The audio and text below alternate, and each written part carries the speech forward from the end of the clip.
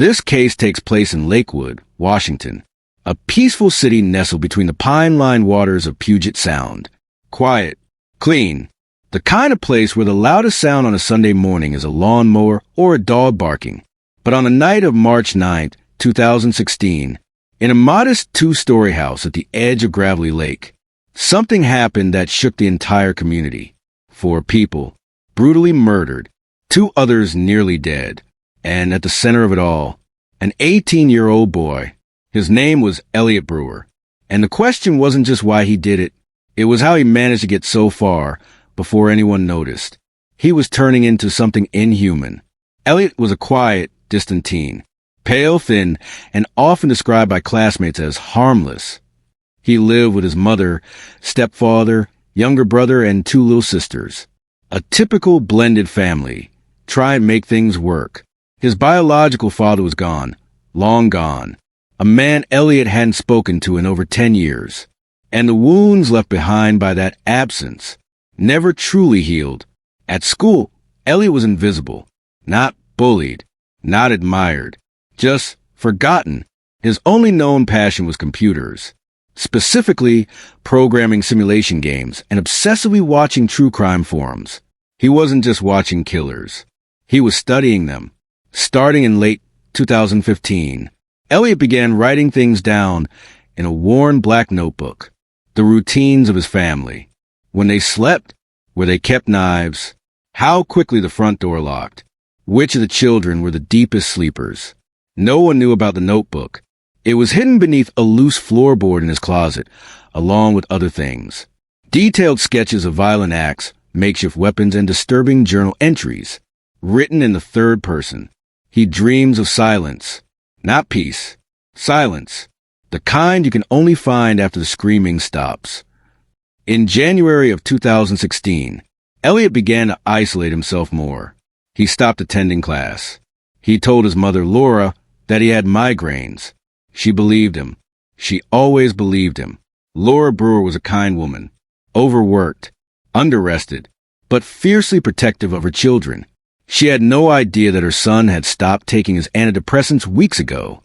No idea that his computer was full of downloaded pages from the anarchist cookbook, nor that he had joined a subreddit dedicated to ultimate cleansing.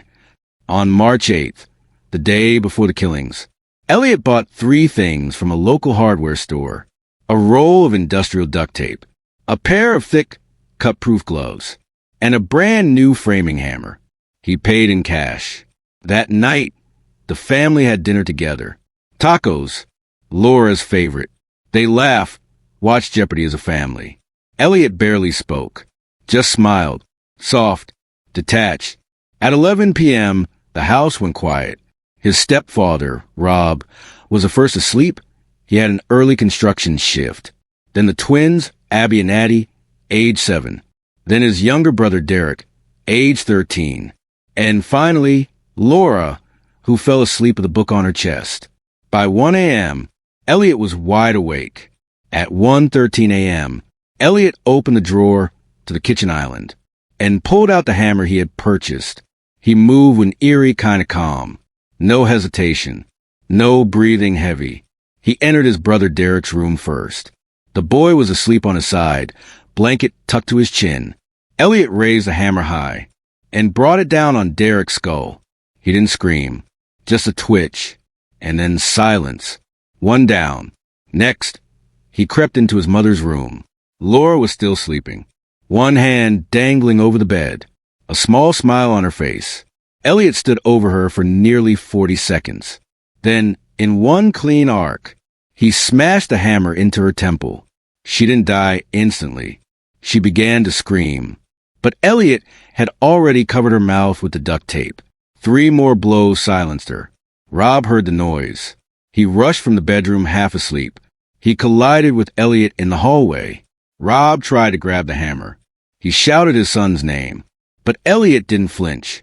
He struck Rob in the jaw, then the nose, then the back of the head as he fell. 3 adults, dead. The only thing separating Elliot from the twins was a locked bedroom door. He paused. He looked at the blood on the floor. The warm air of the heater, still humming. He could hear Frozen playing faintly from a speaker in the girls' room. He turned around and walked out the front door. Elliot drove the family's Honda Civic into the woods near Spanaway. There, he burned his clothes, washed his hands in a stream, and changed into a backup outfit he'd stashed days ago. At 3:33 a.m., he returned to the house, opened the girls' bedroom door. They were awake, confused, frightened.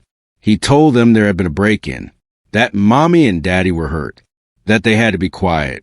He told them to hide under the bed. Then he locked the door from the outside. The next day, no one noticed anything wrong. The school marked Derek absent. Neighbors assumed Rob and Laura had taken a trip. It wasn't until Laura's sister, Jenna, showed up to drop off a package that the horror was uncovered. She noticed the blood in the hallway. She kicked the door in, and what she saw was described by police as one of the most disturbing residential scenes in Washington state history. Blood painted the walls, chunks of brain matter embedded in drywall, the smell of death thick, metallic, humid, and in the bedroom, the twins, still alive, curled under the bed, whimpering. Underscore.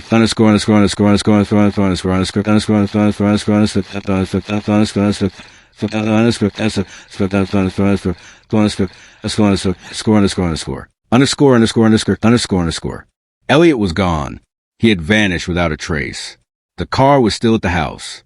His phone was powered off. His laptop wiped clean. No social media. No receipts. Just a notebook. Inside were the names of every family member. Each crossed out, except two. The twins get to live. For now, I want them to remember me. The first time I was real. A statewide manhunt was launched. Dogs, drones, helicopters. Nothing. It was as if Elliot Brewer had walked off the edge of the earth. And then, 6 days later, a letter arrived at Lakewood PD. No return address. No stamps. Just a single sheet of lined notebook paper. I'm not done. I didn't do this for rage or revenge. I did it to start something. At the bottom of the letter, a new list. 10 names. Unfamiliar. Unrelated. Random. Except for one. Michael Cormick, the forensic officer who processed Elliot's house. The letter was dated March 15th. The same day Michael's dog was found dead in his backyard. Its neck broken clean. And Michael had no idea. He was inside, with his children, laughing, eating spaghetti. And now, law enforcement doesn't know what's worse. That Elliot Brewer is still alive. Or that he might not be working alone. When we left off, 18-year-old Elliot Brewer had vanished after murdering his mother, stepfather, and younger brother. He left behind his twin sisters locked in a bedroom, spared, for reasons only he understood. But the horror didn't end there. In fact, it had just begun. A letter arrived at the Lakewood Police Department. No return address. No fingerprints. Just 10 names. One of them was Michael Cormick, the forensic officer who had processed the scene at the Brewer residence. And that same day, Michael's dog was found dead, neck broken, no sign of a break-in. The message was clear. I'm not done. The investigation kicked into overdrive. FBI profilers were called in. K-9 teams were deployed again. Roadblocks were set up across Washington, Oregon, and Idaho. But Elliot seemed to be everywhere and nowhere at once. Each name on the list was put under protective watch. Some were random: grocery store clerks, social workers, a retired schoolteacher. No clear connection. No shared geography. Until the sixth name, Brenda Langstrom, a retired psychologist. When interviewed, she said something chilling. I only met him once. He was 5. It was a custody hearing. I told the court his father was dangerous. I recommended full custody to the mother. That's when it clicked. The list wasn't random. It was personal. Anyone who had ever interfered with Elliot's family, whether directly or by proxy, was now a target. 2 days after the letter arrived, victim 1 was found. Peter Argo, a retired caseworker. His body was discovered on the floor of his living room in Bellingham.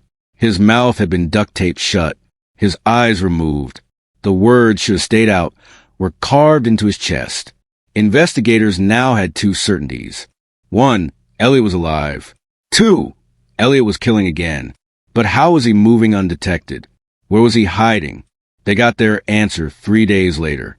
In a remote stretch of forest near Snoqualmie Pass, a hiker found cabin, abandoned, unmarked, hidden behind a thicket of pine. Inside, there was no electricity, no water, just a mattress on the floor, a bucket of nails, and photos, dozens of them. Victims, maps, blueprints of city grids and highways. Pinned to the wall with rusted nails were photos of all 10 people on the kill list, each one with red XS over their faces. All except 3. The scene was processed. Elliot's fingerprints were all over the place. Even more disturbing, in the bathroom, if you could call it that, was a mirror. Etched with a knife into the glass were the words, "God doesn't see in the dark." That night, victim 2 was found. Brenda Langstrom, the psychologist. She was found in her car at a rest stop, throat slashed, no sign of struggle, but in her coat pocket, a drawing, childlike, stick figures. 1 big one, 3 small ones, all surrounded by red scribbles. Underneath, "Do you remember who you failed?" Elliot wasn't just killing. He was reliving, reconstructing pain, reverse engineering his trauma. Every name, every action was deliberate. At this point, the FBI issued a federal warrant. America's Most Wanted. $250,000 reward. Tips flooded in. Some said they saw him in Idaho, others in Montana. One tip placed him in Utah, but it was a sighting in Boise that turned out to be real. Security footage captured him buying canned food at a gas station. But it wasn't just him. He was with someone. A girl, late teens, blonde, heavy eyeliner, holding his hand. She paid in cash.